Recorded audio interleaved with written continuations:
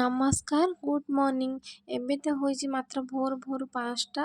ତ ଏତେ ଜଲ୍ଦି ଶୀତରେ ଉଠିବାକୁ ଇଚ୍ଛା ନହେଲେ ବି ଉଠିବାକୁ ପଡ଼ିବ। ଯେତେ ହେଲେ ବି ପିଲା ସ୍କୁଲ ଯାଉଛି, ତ ପିଲାର ସ୍କୁଲ ପାଇଁ ଟିଫିନ୍ ତାର ସବୁ ଖାଇବା ସବୁ ତ ରେଡ଼ି କରିବା ପାଇଁ ତ ଯାହା ହେଲେ ବି ପଡ଼ିବ।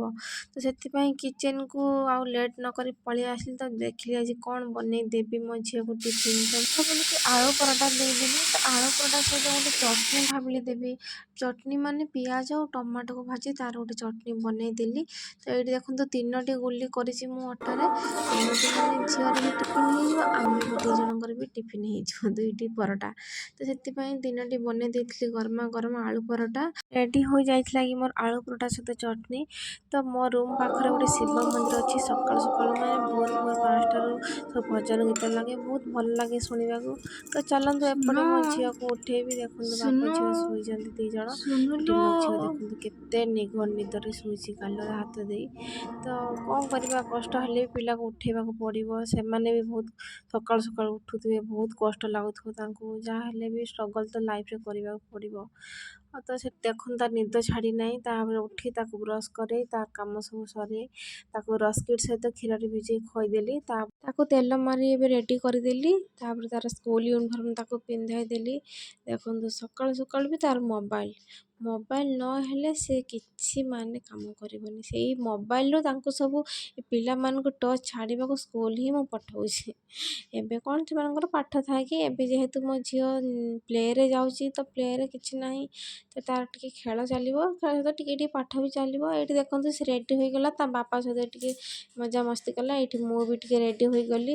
ତ ଚାଲନ୍ତୁ, ମୁଁ ତ ଯେଉଁଠି ବି ଯାଏ, ମାର୍କେଟ ବି ଯେଉଁଠି ଗଲେ ବି ଗ୍ୟାସ୍ ସିଲିଣ୍ଡର ମୁଁ ସବୁବେଳେ ଅଫ୍ କରି ନାହିଁ, ଚେକ୍ କରି ଯାଏ। ତ ମୁଁ ତ ଏବେ ରେଡ଼ି ହୋଇସାରିଲି। ତ ଚାଲନ୍ତୁ ଏବେ ତାକୁ ସ୍କୁଲକୁ ନେଇକି ଯିବା। ପ୍ରତ୍ୟେକ ଦିନ ମୁଁ ତାକୁ ସକାଳୁ ଚାଲି ଚାଲି ନେଇକି ଯାଏ ସ୍କୁଲକୁ। ସ୍କୁଲ ଯେହେତୁ ପାଖର, ବେଶୀ ବାଟ ନୁହଁ, ସକାଳୁ ବି ଚାଲିବା ଟିକେ ଭଲ, ଏକ୍ସରସାଇଜ୍ ବି ଟିକେ ହେବ।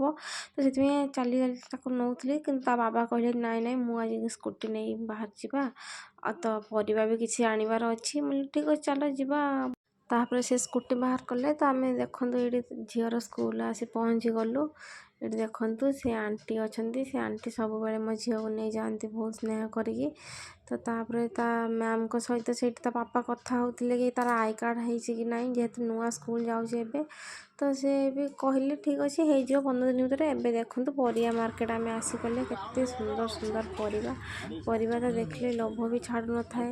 ତ କାର୍ତ୍ତିକ ମାସ ଯେହେତୁ ଚାଲିଛି, ପରିବା ରେଟ୍ ଏତେ ଯେ ହାତ ମାରି ହୁଏନି।